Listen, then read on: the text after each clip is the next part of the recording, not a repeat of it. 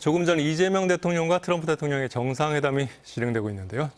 언론에 공개된 자리에 이어서 지금은 비공개 확대회담이 진행되고 있습니다. 워싱턴 연결해서 정리해 보겠습니다. 김정호 특파원.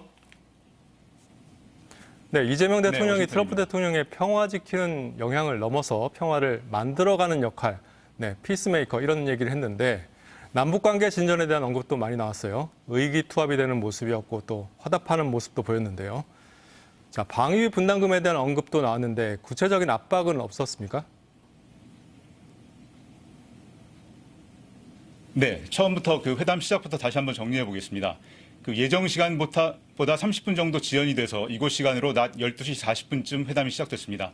트럼프 대통령이 현관 앞까지 나와서 이재명 대통령을 직접 맞이했습니다.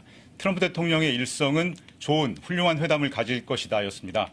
트럼프 대통령은 미국에서 조선업을 부흥하겠다. 세계 최고 수준인 미국 방위 산업을 다시 일으키겠다고 말을 했습니다. 기자들에게 공개된 그 자리는 사실 정식 회담이라기보다는 그 모두 발언 성격이었는데요. 이재명 대통령은 트럼프 대통령의 집무실 오벌오피스 내부 인테리어 개선 공사를 언급하면서 품격 있어 보인다. 새로운 번영을 상징하고 있다고 말문을 열었습니다. 이 대통령은 조선업 분야뿐만 아니라 제조업 르네상스가 미국에서 이루어지고 있다. 한국도 함께하기를 기대한다고 말했습니다.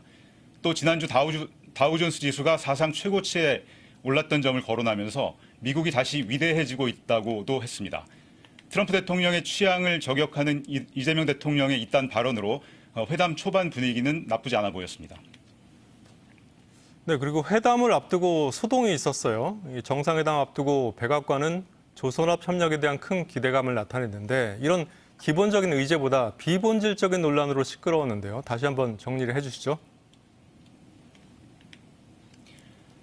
네, 그 워싱턴 현지에서는 한마디로 어이없다는 반응이 많았습니다. 그 두 가지 의도가 있었던 것으로 보입니다. 기본적으로는 극우 세력의 잘못된 정보에 오염됐을 가능성이 있었고요.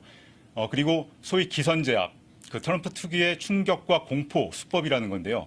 경제 안보 분야에 쟁점이 많은 오늘 그 정상회담에서 그 양보를 이끌어내기 위한 협상술일 수도 있다는 분석이 나왔습니다.